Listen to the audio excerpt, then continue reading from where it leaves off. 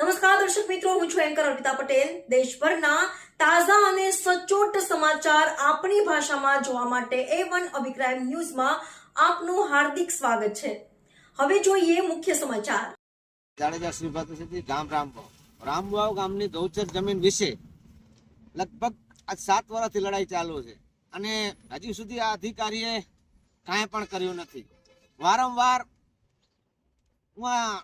Notice દી આવે, 26-27 notice દીધી, જાહેર નોટિસ હું 4-5 દીધી, પણ હજી સુધી ખાલી કર્યો નથી. એટલે અધિકારીની પહેલી મેલી નીતિ બહુ છે, મોટા મોટી. અને અમુક ગામડામાં ધડાધડ ભગાવતા આવે તો રામવાવની તો મેં જાહેર કરી દીધી. 2 વાર માપણી સીટ કરાવેલ, માપણી થઈ ગઈ અને ભુજ કલેક્ટર સાહેબે જે 22 જણા ઉપર લેન્ડ જમીન કરી હતી એમાંથી 2 જણાને ધરપકડ કરી હતી અને એ ખોટો પંચનામો થયો છે. કેમ કે આ તો લાખ વર્ગ વાળા માણસ છે અને અધિકારી અને રામવાવમાં કાંઈ પણ જડતો હશે એવો લાગી રહ્યો છે. અને હવે 966 આ 3 સરોવરમાં 600 એકર જમીનની હાઈકોર્ટનો ઓર્ડર મારા કણે હતો તો મારો માન્ય ન રાખ્યો, પણ હું લોકોનો રહ્યો.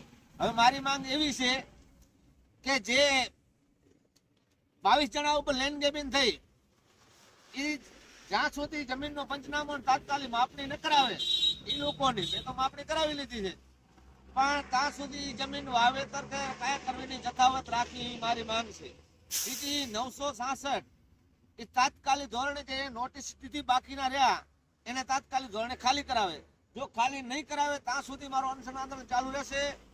અને મને કાંઈ પણ થયો તો પ્રાંત સાહેબને વારંવાર મેં દીધેલ છે અરજીઓ, અને 2 વખત હું આવી ગયો પણ પ્રાંત સાહેબે ધ્યાન દીધું નથી. કારણ કે સાહેબનો હું એવો નથી કહી શકતો, પણ સાહેબ ખાસ કરીને ક્યાંય ભચાઉ તાલુકામાં, રાપર તાલુકામાં ધ્યાન દેતા નથી. ગૌચર બારામાં જ્યાં ધ્યાન દેશે તો અમુક ન પાડવાની જગ્યા હું ભલે મકાન વિશે તો હું નથી ચાહતો, પણ એ જગ્યાએ જે તોડફાડ કરવા ગયા છે આ હાલની તારીખમાં રામવાવની જમીન ખાલી થવી પડે.